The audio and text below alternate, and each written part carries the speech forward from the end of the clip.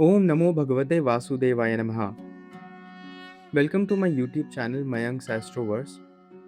और आज हम बात करने वाले हैं इस वीडियो में मोहिनी एकादशी की। मोहिनी एकादशी मतलब जब भगवान विष्णु ने मोहिनी का अवतार लिया था समुद्र मंथन के समय अमृत वितरण के लिए देवताओं और दानवों के बीच में। इस बार मोहिनी एकादशी जो है इस महीने पड़ रही है आपकी 27 अप्रैल 2026 को। इसकी तिथि लग जाएगी 2000 मीन माफ़ कीजिएगा 26 अप्रैल 2026 में ही 6:07 पे इसकी तिथि लग जाएगी और अगले दिन तक चलेगी 27 अप्रैल 2026 तक चलेगी 6 बजे तक, ठीक है?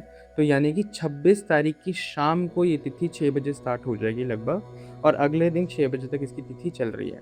ये पड़ रही है आपकी वैशाख माह की शुक्ल पक्ष की एकादशी पड़ रही है।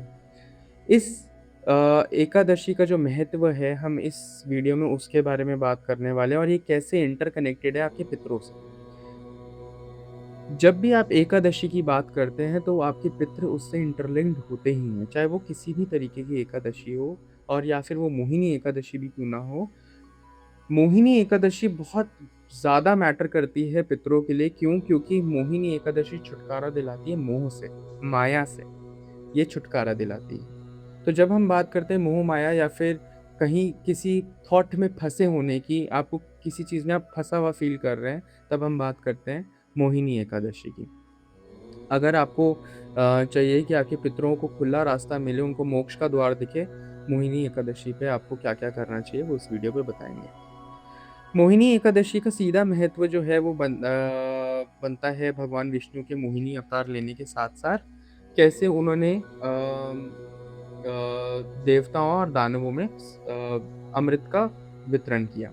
अच्छा, इसके पीछे एक और बहुत इंटरेस्टिंग स्टोरी कनेक्टेड है कि जब भगवान विष्णु अमृत का वितरण कर रहे थे, तब एक जो ग्रह हमारे माने जाते हैं राहु, जो कि दानव थे, जो कि राक्षस थे, उन्होंने छुपके से कोशिश करी उस अमृत को पीने की। जैसे ही विष्णु जी ने देखा तब तक एक बूँद अमृत की राहु के कंठ के नीचे उतर चुकी थी। वहाँ से जन्म हुआ राहु और केतु का।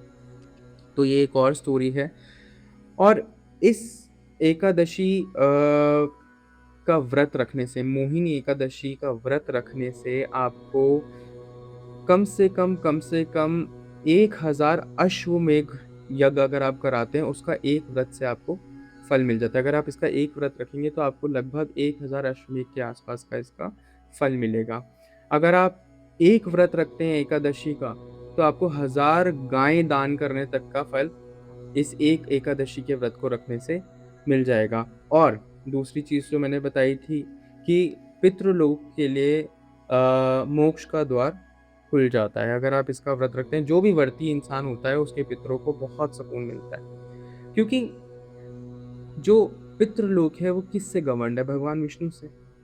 और ये हम भगवान विष्णु के ही अवतरणों की बातें कर रहे हैं यहाँ पर। एकादशी डायरेक्टली उनसे लिंक्ड है। तो अगर आप भगवान विष्णु से रिलेटेड कोई पूजा करते हैं, तो वो सीधा-सीधा आपके पितृलोक से कनेक्टेड होती है। अच्छा, आपको क्या पता है कि एकादशी पे चावल खाना क्यों मना है? क्योंकि एक राक्षस था जिससे भगवान विष्णु का, श्री हरि का युद्ध चल रहा था। उसका नाम था मूरा।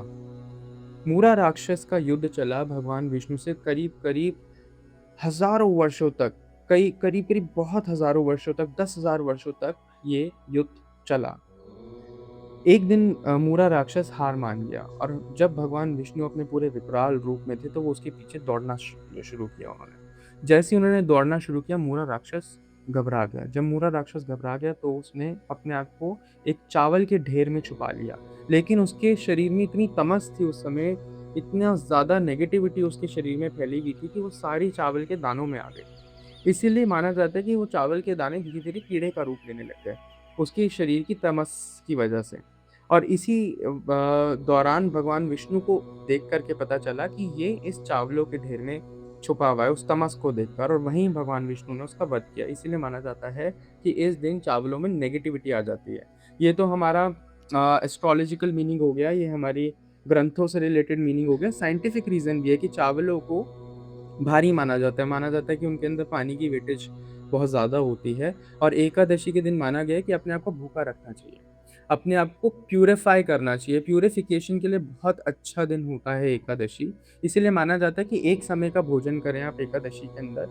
जो भी इंसान व्रत रखना चाहता है एकादशी का, सबसे पहले आप एक काम करें, सुबह-सुबह ब्रह्म मुहूर्त में उठ जाएँ।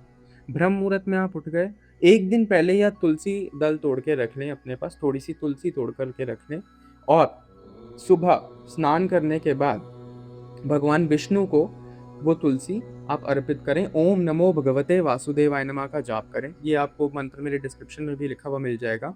ओम नमो भगवते वासुदेवाय नमः का मंत्र जाप करते हुए आप भगवान विष्णु को ये तुलसी अर्पण करें और संकल्प करें। 3 बार विष्णु, विष्णु, विष्णु बोल के संकल्प करें कि मैं आज अपने व्रत की शुरुआत कर रहा हूँ। आप भगवान इसको पार चढ़ाना। उस दिन एक ही समय का भोजन करें। जिस टाइम आप भगवान विष्णु की आराधना कर रहे हो तब भगवान को फल और फूलों का भोग लगाएँ, फूल चढ़ाएँ, फलों का भोग लगाएँ और अपने व्रत की शुरुआत करें। उसी दिन सूरज ढलने से पहले-पहले आप जो है अपना भोजन ग्रहण करें। अगले दिन किसी भी ब्राह्मण को कुछ दान कर कर, पैसे और खाना दान कर कर और फिर अपने व्रत का उत्थापन करें। लेकिन इस सब के साथ-साथ आपको क्या और करना है कि जब आप ये भगवान विष्णु की सुबह पूजा कर रहे होंगे, साथ में आपको 1 लोटा जल सूर्यदेव को चढ़ाना है।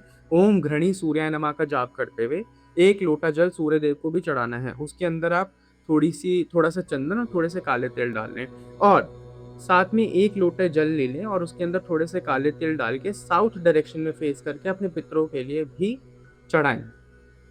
ओम सर्व पितराय स्वधा का नाम जाप करते हुए ये पितरों के लिए भी समर्पण करें। हर एकादशी पे आपको पितृ पूजन करना चाहिए। पितरों के लिए बहुत अच्छा महत्व होता है एकादशी का। चाहे वो मोहिनी एकादशी हो, चाहे वो कोई भी मोहिनी एकादशी का ऑब्वियसली एक ज़्यादा इफ़ेक्ट रहता है क्योंकि वो मोह-माया से आपको छुटकारा दिलाती है। लेकिन आपको एक चीज़ और करनी चाहिए कि हर एकादशी वाले दिन आपको पितरों के लिए ज़रूर पूजा-अर्चना करनी चाहिए। उस दिन सात्विक थॉट्स रखें अपनी, विष्णु सहस्त्रनाम का पाठ करें, ओम नमो भगवते वासुदेवाय नमः का जाप करें।